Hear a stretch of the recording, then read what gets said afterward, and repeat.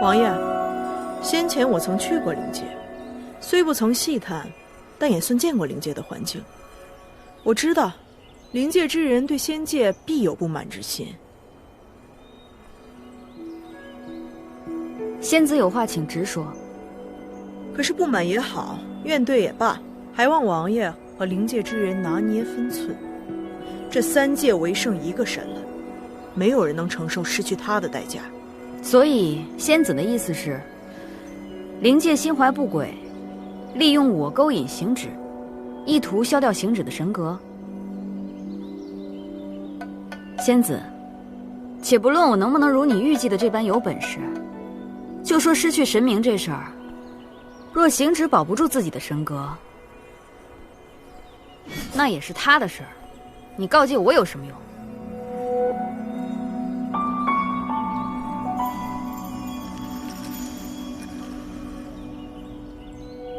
洗水池快到了，王爷请吧。王爷，踩到我的裙子了。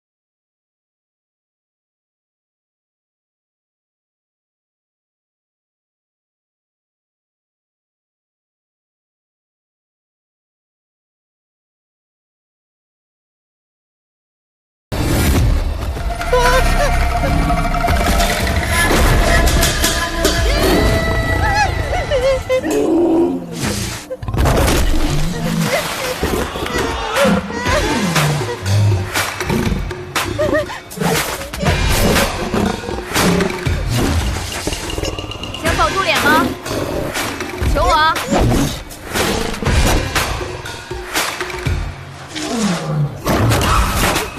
求求你！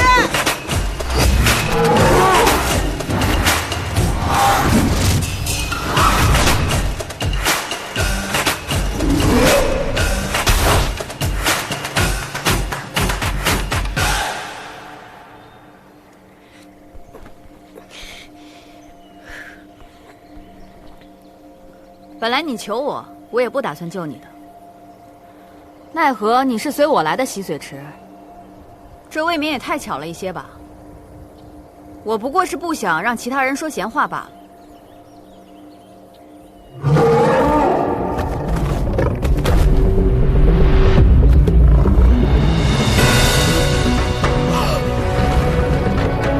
白氏这一招挨了顶多痛上几天，但这幽兰仙子指不定就直接给拍死了。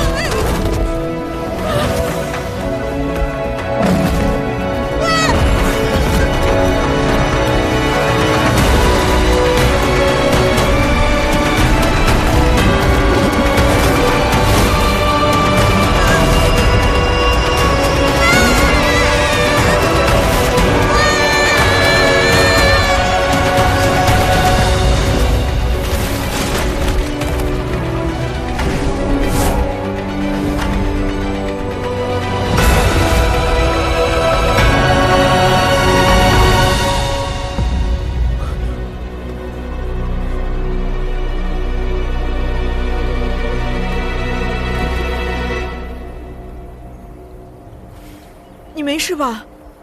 皮肉伤而已。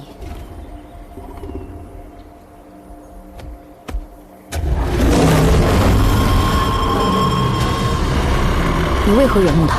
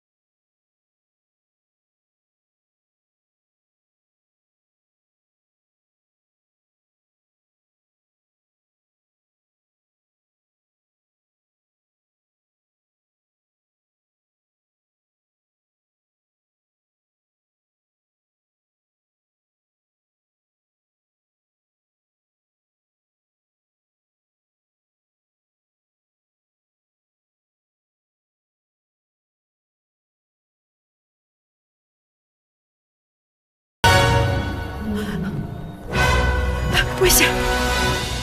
等其他仙君来了再去吧。这幽兰倒是个知恩图报的性子，无妨。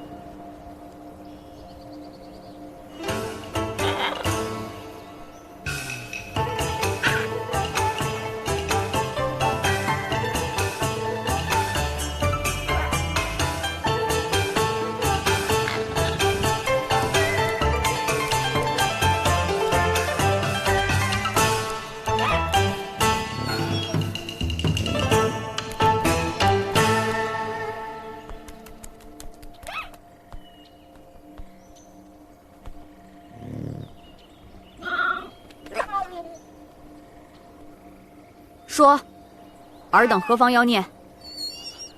王爷，王爷，王爷，哎呀，王爷，请手下留情啊！此乃是神君养在天外天的白灵神兽，并非妖孽。行止？对。你们神君是要做仙界的养殖大户吗？什么猫啊狗啊的都有他的份儿。哎呦，别怕别怕。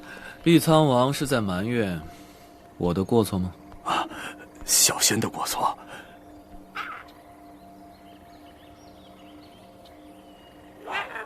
我。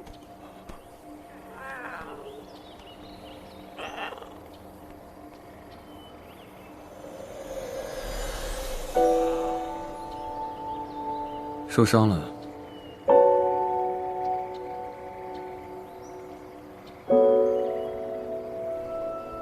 托神君的福，皮肉伤而已。怎么回事？小仙奉神君之命，将白灵兽从天外天带去西院，怎知经过此地，白灵兽突然发狂，我拉也拉不住，伤了王爷和洛天神女，实在是小仙的过错。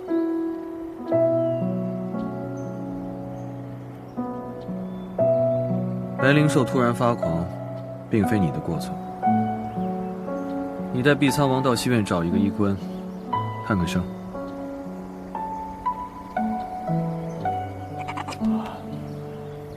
王爷，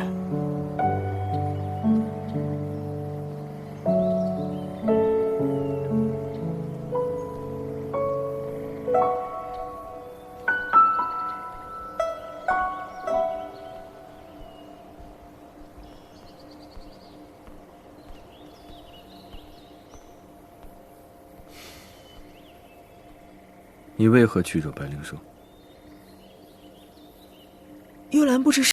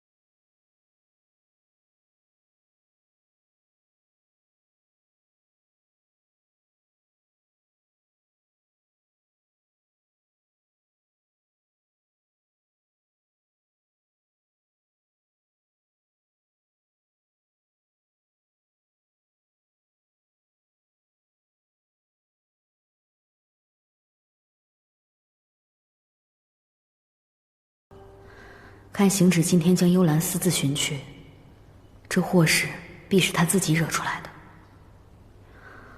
我这才来仙界几天，便遭了多少横祸，实在是与此处有缘无分。别套了，王爷，我怕他伤到你啊。他乖的时候不套也行，不乖的时候套也没用，省得浪费绳子。说的也是。哎呀，王爷，你要是喜欢他呢，就陪他玩一玩。神君把他带来呢，也是为了陪你啊，打发点时间。来，给。行。王爷，那我告退了。嗯。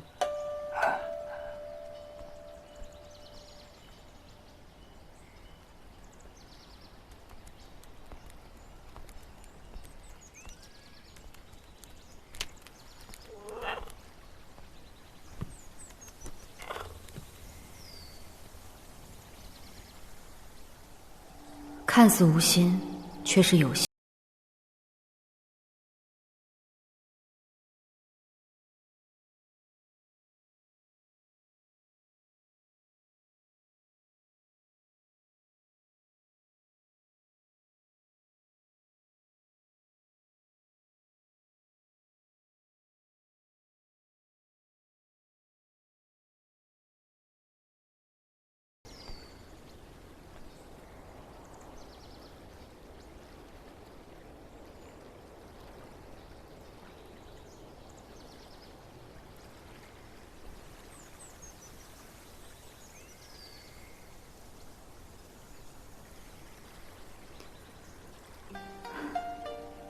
这个人的手艺半点没有变化。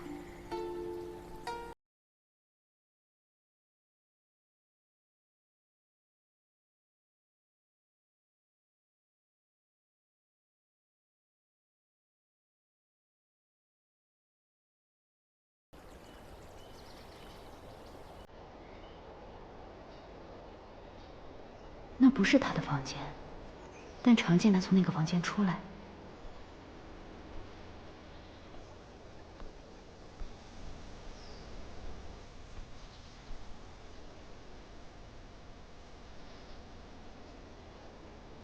这饭菜还合不合你胃口？伤口恢复的怎么样？你要是无聊，你可以和白灵兽一起玩，他不会再伤害你。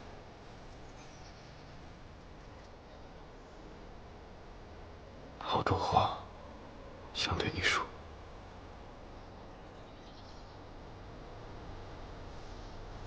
但我不该说，你也不会再给我机会说。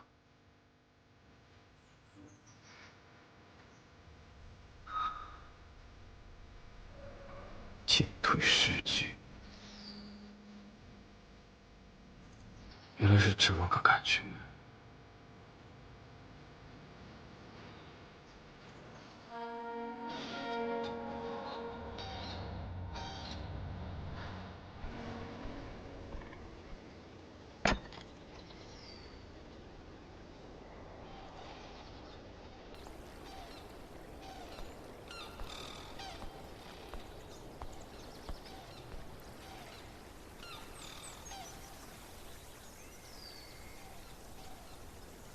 这房间里莫不是有什么奇珍异宝？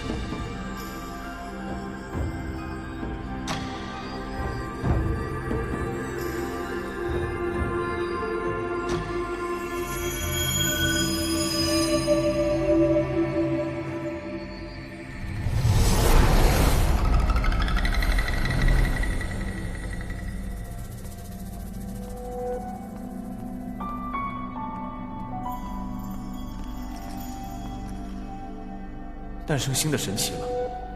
天道可有赐名？天道赐名行止。行止，好名字。他的使命呢？最奇怪的一次，天道并未给予。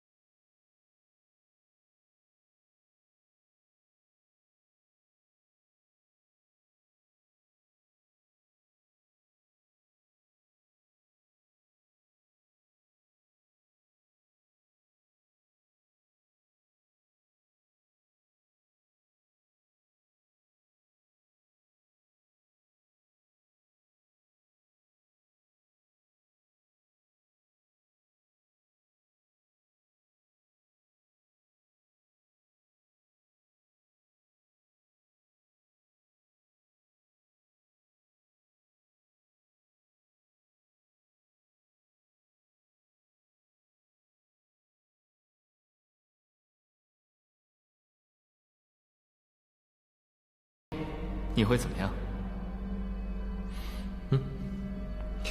给你看个东西。什么呀？洗洗脑子吧！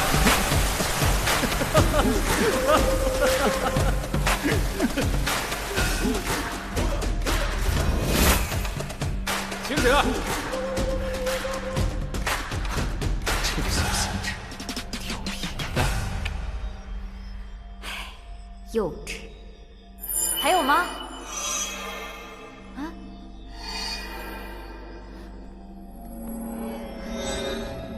供奉上古神灵位的地方，当是极清净之地。把这么重要的地方，随便摆在这样一个屋子里，真的没关系吗？仙界的人是日子过得太舒坦，门口也不知道设个结界来你。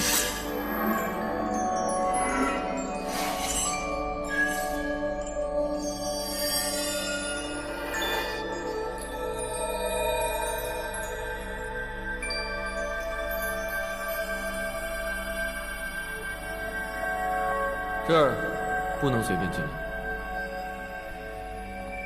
我先前没有告诉过你吗？那我现在出去还来得及啊？来不及。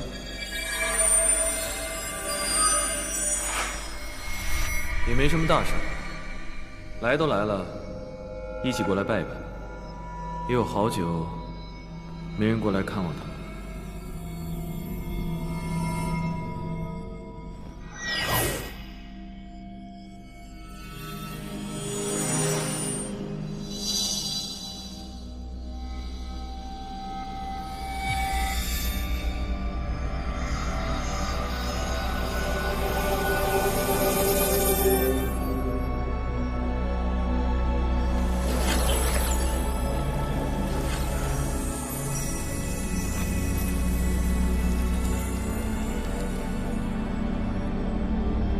此处的景色与天外天一样，他们素日里也会派成星宿的模样，不会到处乱来。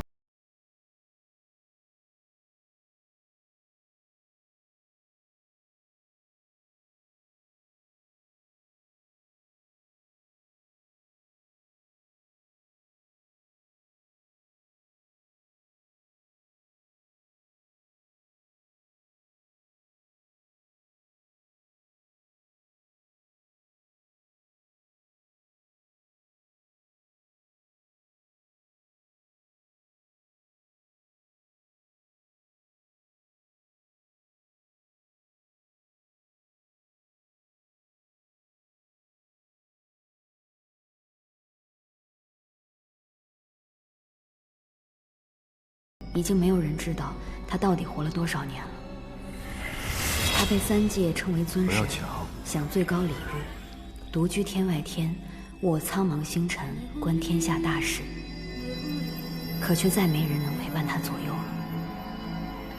他站得太高，谁都无法触碰。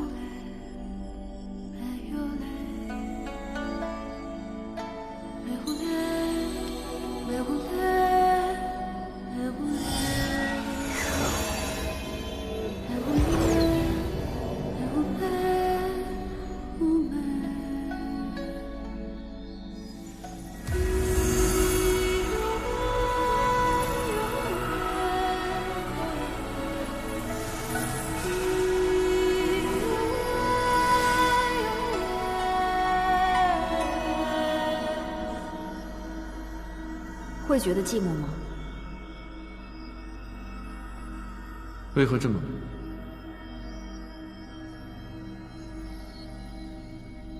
我不知道你是怎么想的，但若有朝一日，灵尊、肉鸦、我的将士和下属们，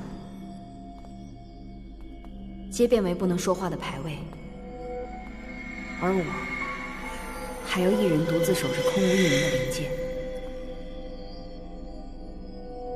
我必定是活不下去的。习惯了便好，并且我重责在身，你说的寂寞也好，生死也罢，都不在我的掌控当中。上古神不应该是将世间所有都握于掌心的吗？算是吧，但唯独我自身除外。神因力量过于强大，而不能动私情。我想，你应该是知道的。况且生与死，也不在我的掌控当中，除非待到我受尽之日，化为天地之气，永驻山河，否则我还不能死。受尽之日，上古神也有受尽之日。自然，万物有生，岂能无灭？虽然我的寿数很长，待到我受尽那一日，我便随天道之力，化为天地间一缕生机，融入到山河湖海当中。神形虽灭，但神力永存，继续守护这万物星辰。既然如此，那这些神明都是寿终正寝，化为了天地间的一缕生机。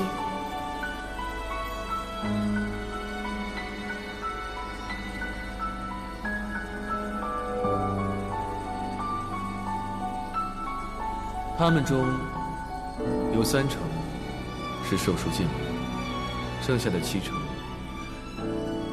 都是在受尽前出了变故，做了有悖天道之事，被剥夺神格，永堕凡世，到人间尝百苦去了。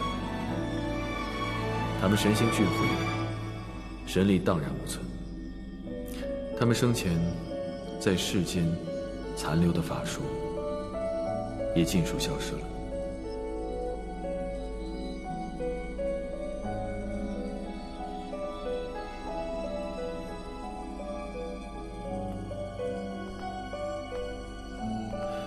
这些灵位也算是天道仁慈，给余下的人留下了一点念想吧。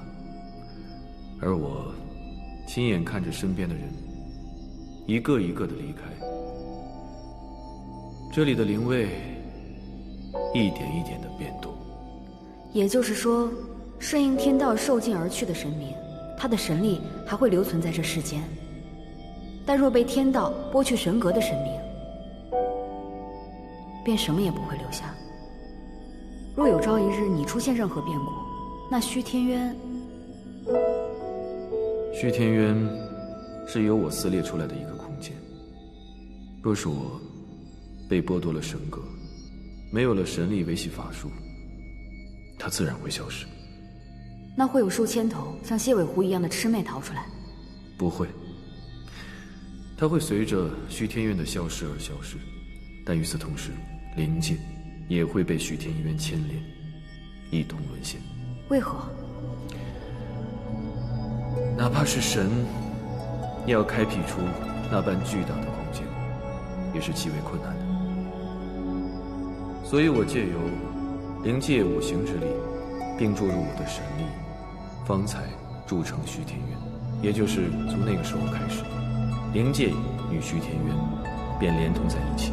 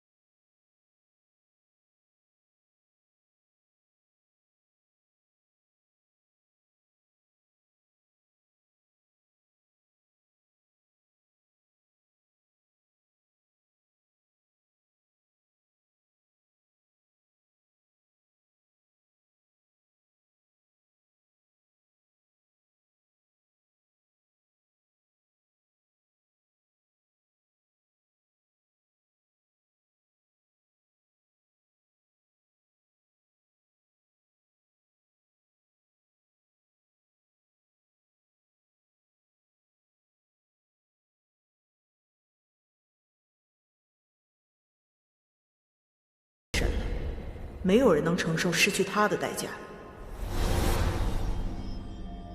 幽兰说的没错，行止不能出世，没有谁能承受失去他的代价，只因为他早已不单单是他自己了。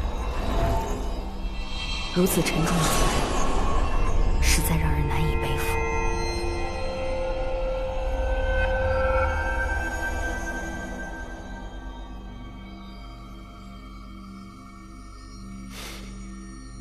所以，神离，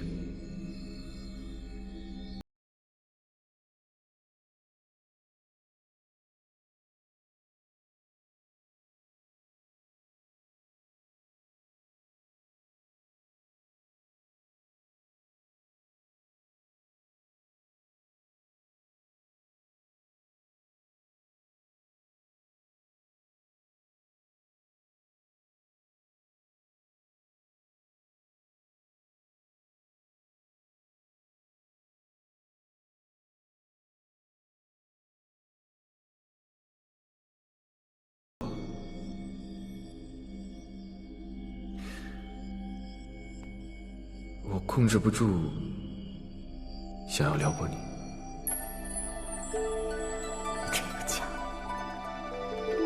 你这话什么意思啊？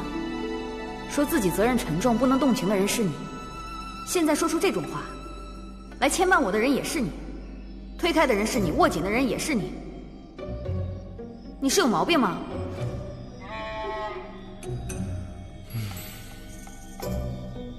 应该是有点什么病吧。这算是承认了什么吗？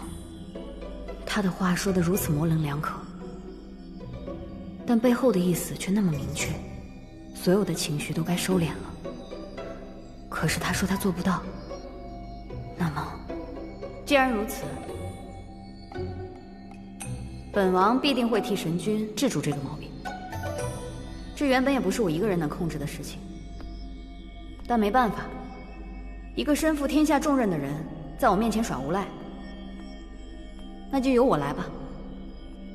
我碧苍王没有斩不断的东西。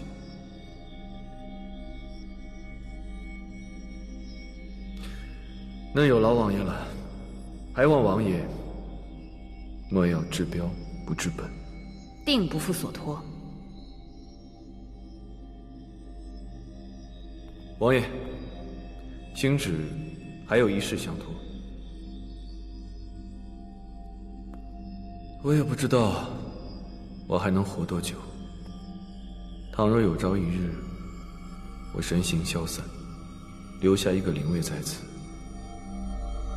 我还希望王爷闲来时能够前来打扫探望一番。为何是我？因为正好你看到了。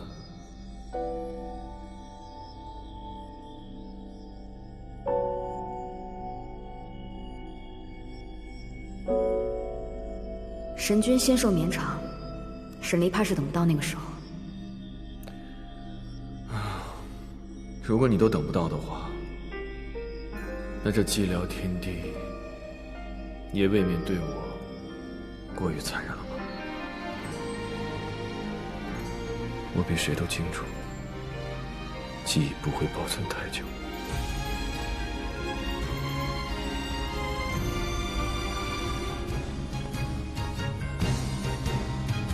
若有那一日，我希望他能来看看我，常看看你。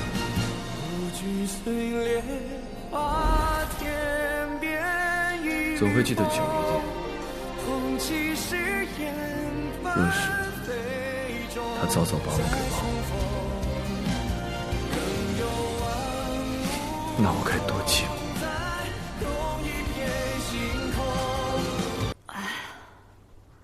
这仙界的酒，进到未免也太大了。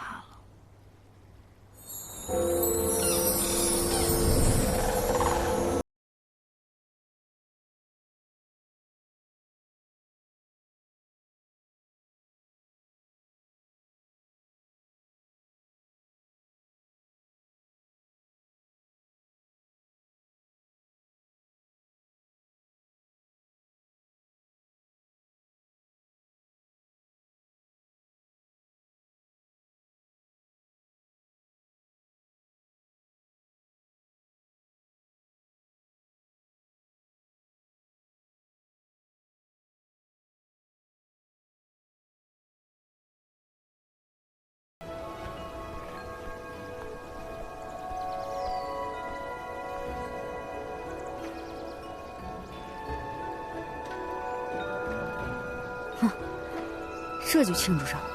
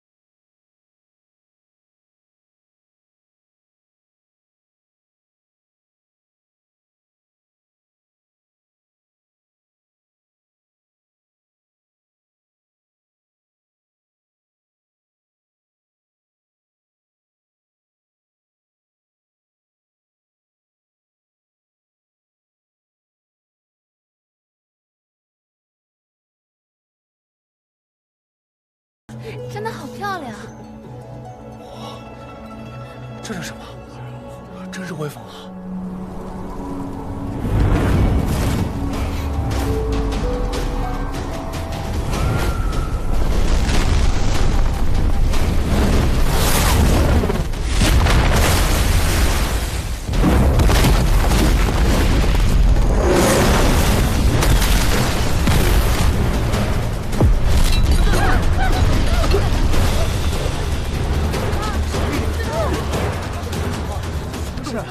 这怎么了？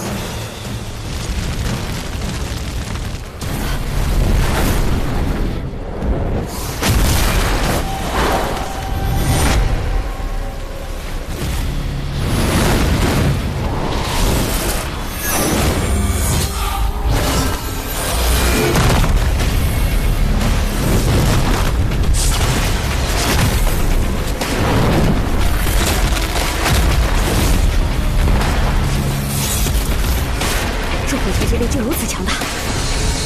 若不是凤凰天生火性，或许在我接住这压力之前，便已被灼烧为灰烬。啊！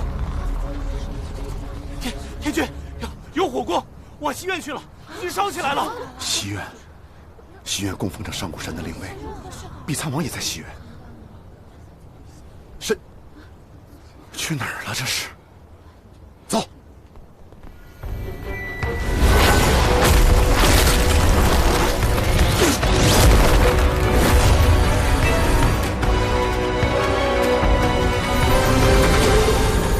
本王在此，谁也休想损诸神一尊威严。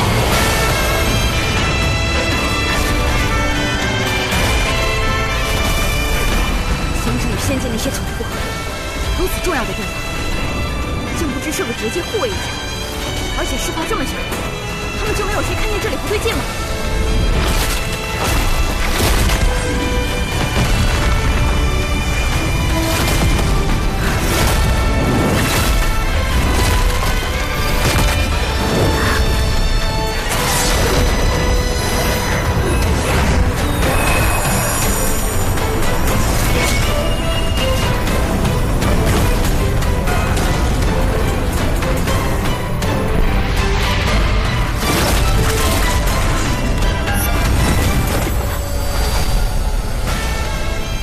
仙界这些闲人们，当真是说他日子过久了。他日若是灵界攻上仙界，不消一天，就能让这群酒囊饭袋俯首称臣。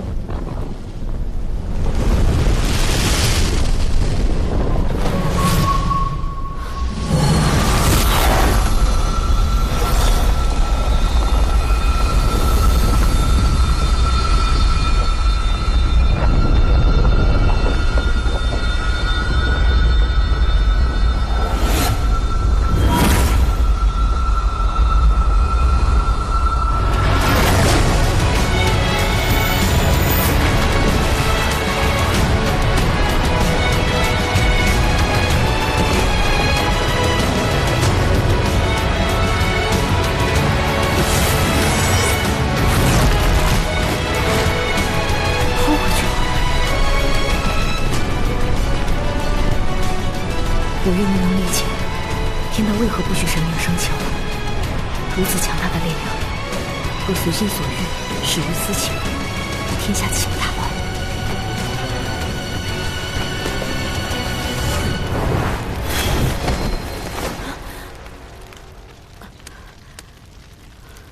沈离，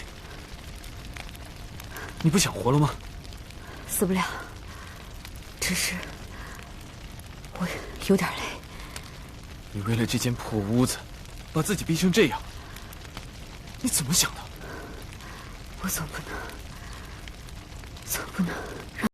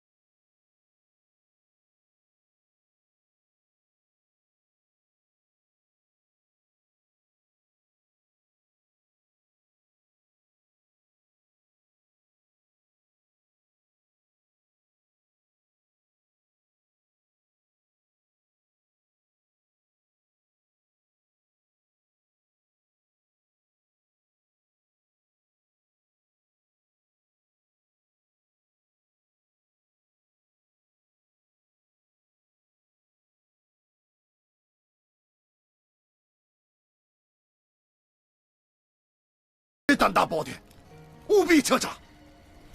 是。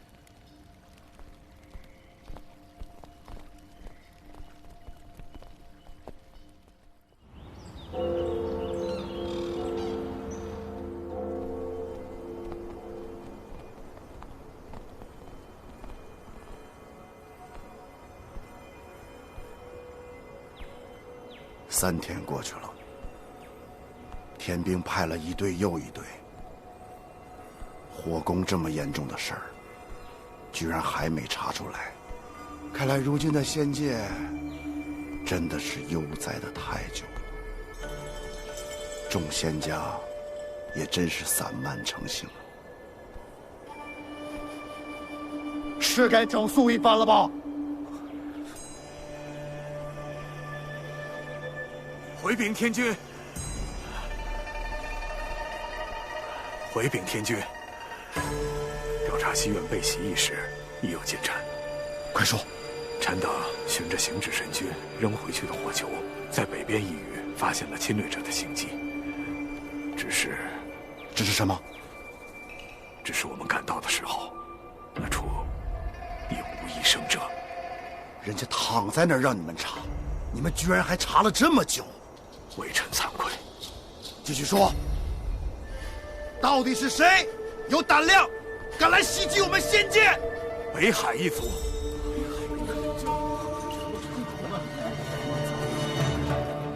北海一族，他们一向是性情温顺的一个族群，千万年来从未挑起过战争。这次发了疯的袭击仙界，背后定有隐情。无远，在，立刻去北海一探究竟，速去速回。是。啊，看来芙蓉这次真是花了点心思在沈林养伤的地方。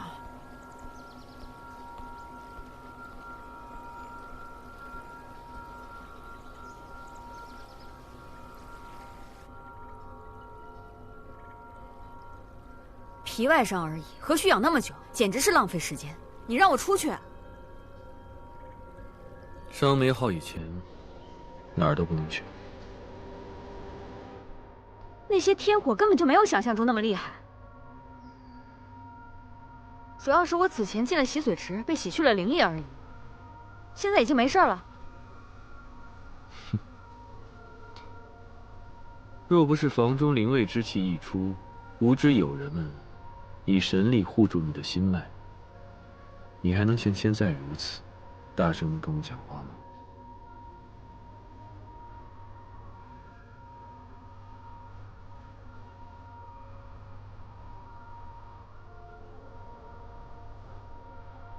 如此，竟是那些灵位之力漏了出来，护住了我。这些上古神也真是神奇，都已经毁得只剩下一个牌位了，却还要抽空护住个把人。既然如此，那就有劳神君，下次去祭拜的时候，替我说声多谢。另外，既然当时我已经被护住了，那就说明我已经没事了，我可以出去了。不行。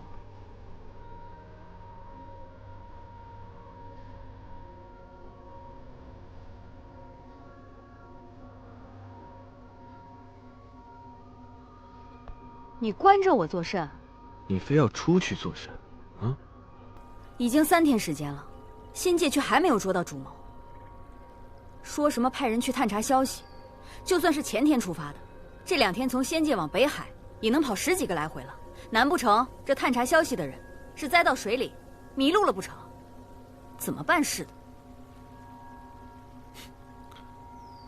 该着急的人不着急，你在这儿瞎着什么急？我再被关下去，我就差瞎了。换做往日，我定要提枪剿了那群混账东西的老巢。我看你啊，是挨欺负了，心有不甘，想讨回来。你不准走。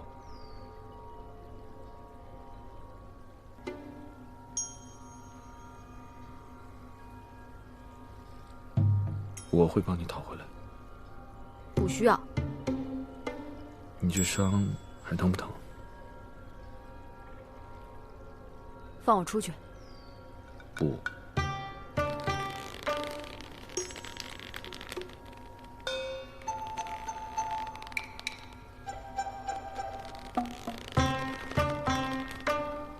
神君，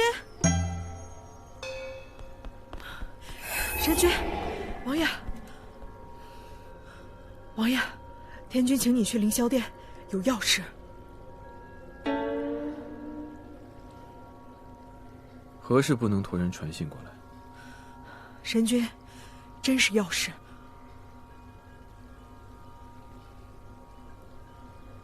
带路吧。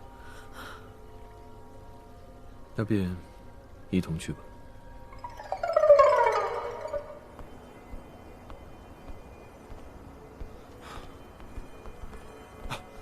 毕参谋，灵界传来消息，灵界都城遭北海一族袭击，灵尊昏迷，十数名将领牺牲，各处战乱，情况极危啊！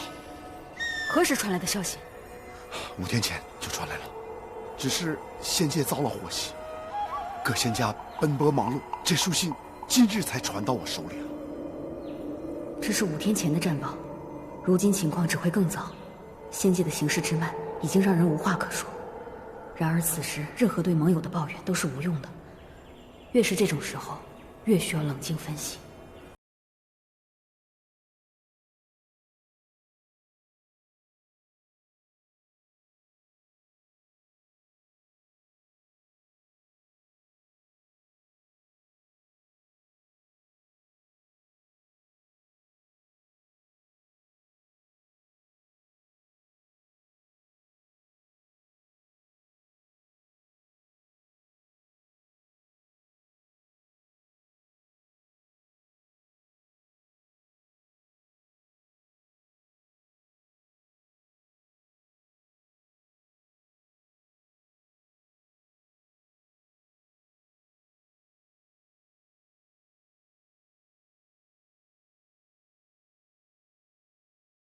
这些丹药呢，拿给灵尊服用。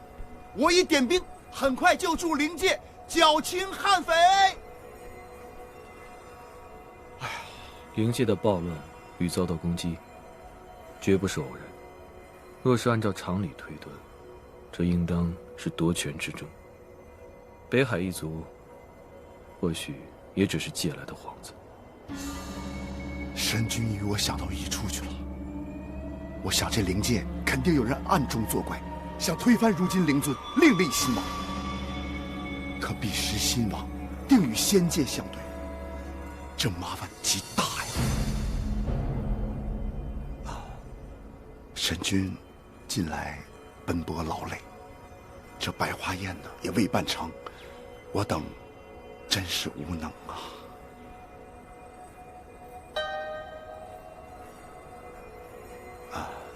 神君离天外天已久，然而天外天呢是……明日，我便返回天外天。好。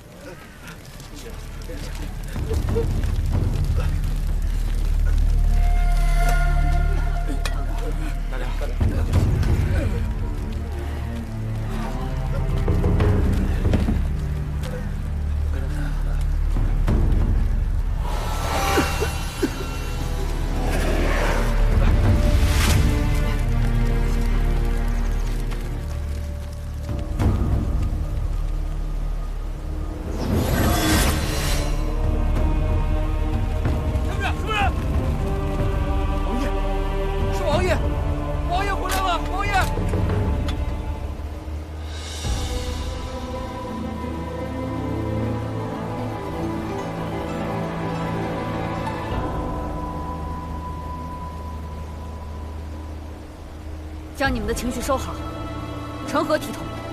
本王不管现在发生何事，军中将士当差之时不许落泪。若再让本王看见有垂泪动摇军心者，斩！遵令。灵尊在何处？回王爷，灵尊现在正在寝殿之中静养，还未清醒。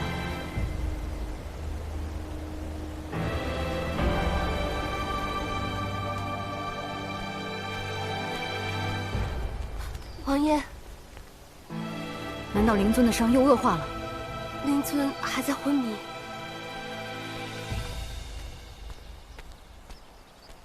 哟，这是天君给的丹药，你们看看是否能用上。王爷实乃是灵界的福音呐！奉承的话就别说了。灵尊为何受伤？灵尊所受之伤是颈项上一剑，而这一剑却不重，真正致使灵尊昏迷不醒的，王爷是毒。什么毒？好似是一种瘴毒，初中毒能使人丧失理智，而后会致使昏厥不醒。若中毒者身上有伤口，其伤口便无法愈合，流血不止。但这种瘴毒与别的瘴毒有些许不同，它好似对灵族之人的身体伤害极大，可对其他别的东西却没有什么威胁。这简直就像是针对灵族而提炼出来的毒药一样。瘴毒，我中的毒很难解吗？略微有些困难。可那时那毒并不太厉害，行者也烧动法力，便将瘴毒驱散了。如今这毒，当时那人不是死了吗？青颜赤荣呢？二位使者在出事前被灵尊派去调查各地傀儡作乱，尚未赶回。这么巧，简直像是算计好的一样。那些将军，牺牲的将军可有安葬？尚在城外军营中停放，可能还得几日才能下葬。为何？根据军规，大战过后，要先把士兵都埋完了，才能安葬将领。已经过了5日，到现在士兵还没有安葬完。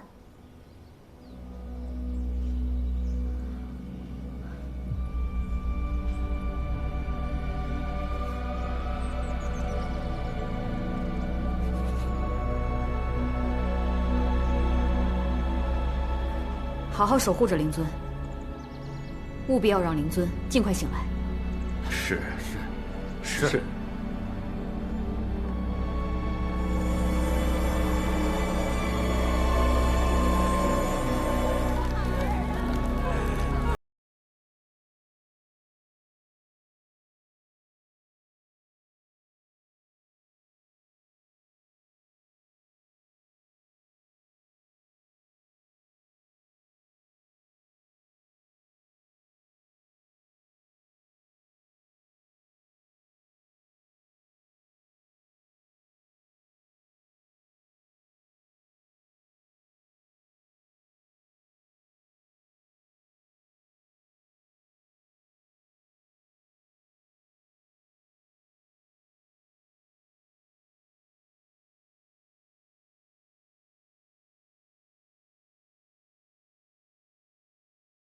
败仗也不会见他们有这样的表现，而这一次，看来情况比想象中更加严重。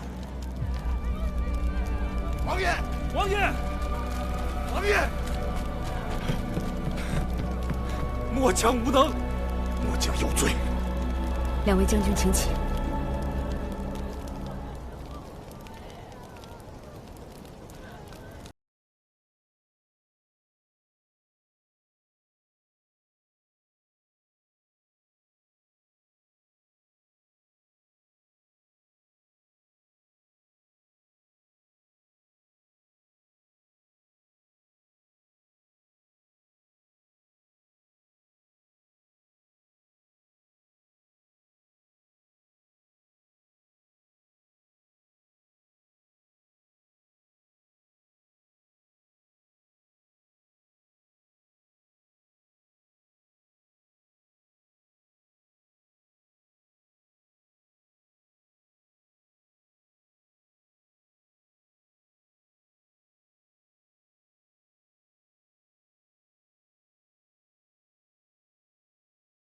对方什么来头？他们打的是北海一族的旗子，来的皆是彪形大汉，浑身黑衣铠甲，力头惊人，而且手中兵刃锋利无比。他们将人的脖子直接折断，或是活活打死，更有甚者，将人直接劈砍而死，力量极大。他们的皮肤好像异于常人，普通的士兵难以刺入。唯有稍有法力的将军，将法律关于兵刃，才能伤其一二。对方有无留下尸体？没有。末将肯定，已经砍下30余名敌人的头颅，但尸首皆被对方带走，唯有8、9名敌人被灵尊擒住，生生炸成肉泥。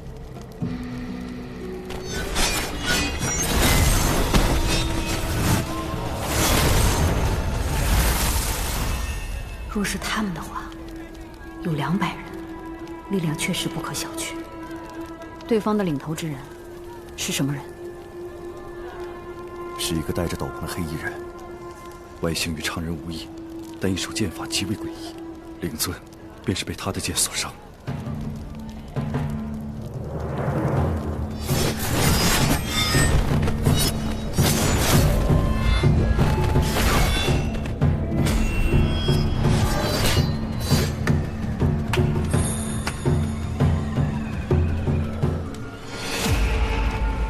不愧是碧苍王啊！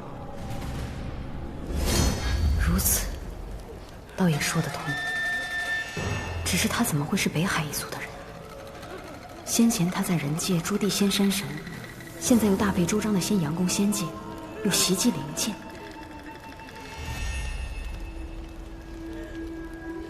他们攻击灵界，到底是为了什么呢？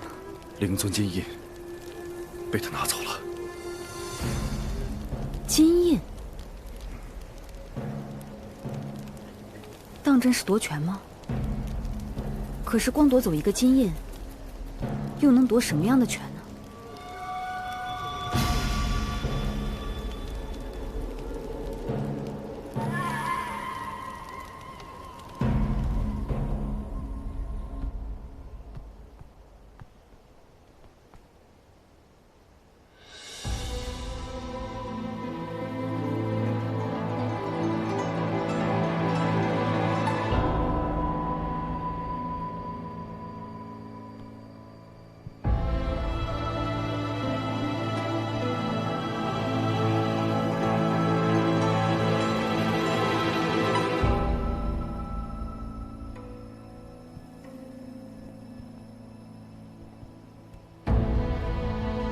这里躺着的人，本王皆能唤出他们的名字。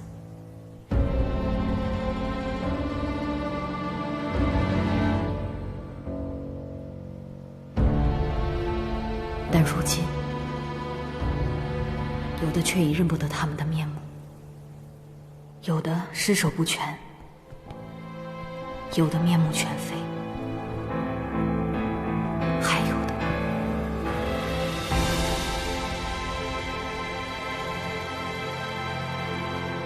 这是谁？莫方，他拼死斩下3名敌人的头颅，却被几名敌人团团围住，活活吞噬了。莫方，莫方被吞噬了。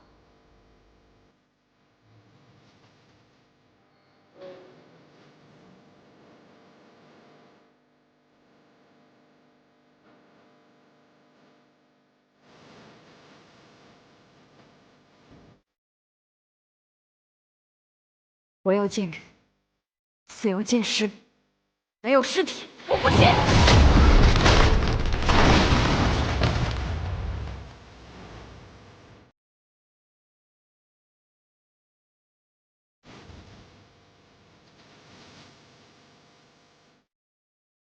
末将亲眼所见某方将军被他们吞噬。末将也是。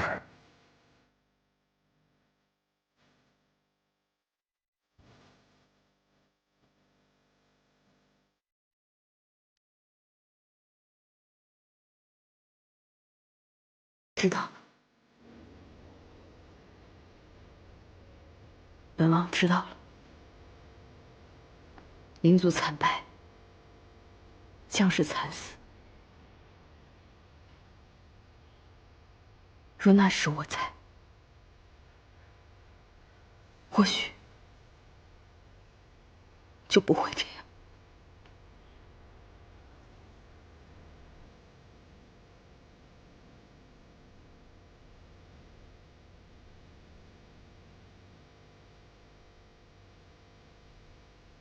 王爷不必自责。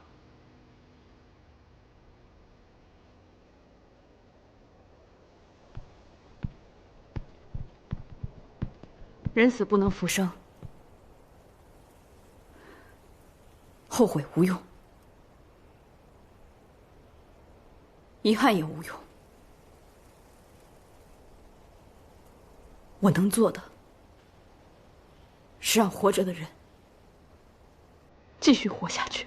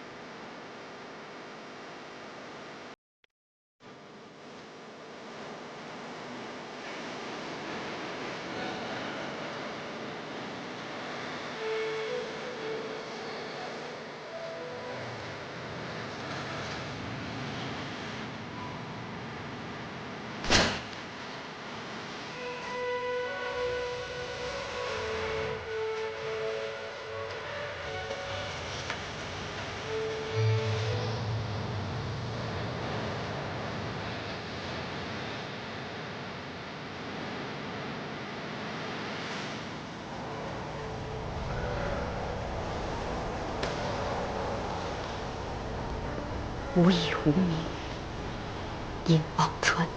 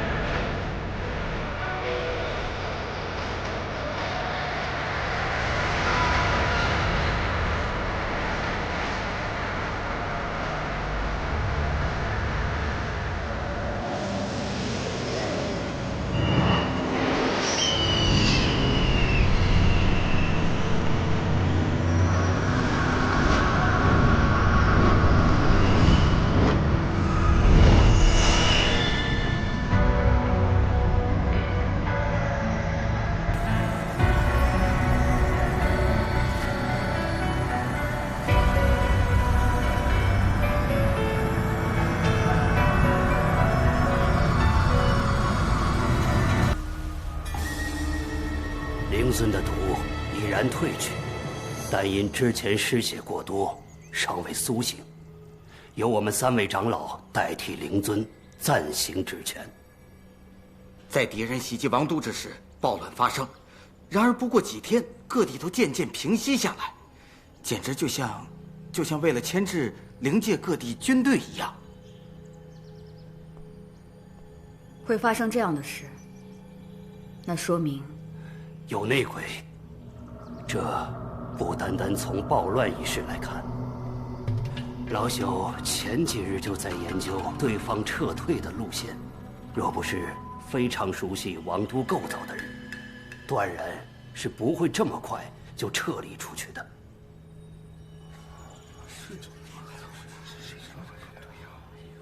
而且更糟糕的是，各地皆有乱象，那便说明各地皆有内鬼。查！这些内奸不仅熟悉当地，还熟悉灵界的军队构造，必是军中之人。在此一战中，失踪的人、行踪诡秘的人，将其3族全部捉拿，一个一个的审。报！各位大人，那些刀枪不入的怪物又出现了。什么？何处？人马多少？只有4、5名，他们去的方向是虚天渊。啊！虚天渊中有数以千计的魑魅，若是他们撞破结界，放那些魑魅出来，于灵界来说，那可是灭顶之灾呀！是啊。虚天渊的结界不会破，各位稍安勿躁。除此之外，还有其他举动吗？有，他们沿途烧杀，所过之处没有一个活人。混账东西，真欺我灵界无人了吗？王爷，末将请战！末将请战！末将请战！末将请战！哎，使不得，使不得！先前在王都拿他们没办法，而这次就能赢得了吗？什么意思？真的由着他们横行霸道了吗？我就是拼了这条命，我也要拦住他们！哎，闭嘴！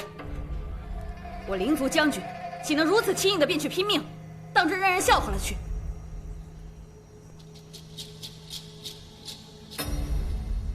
此次由本王亲自去会会那些怪物。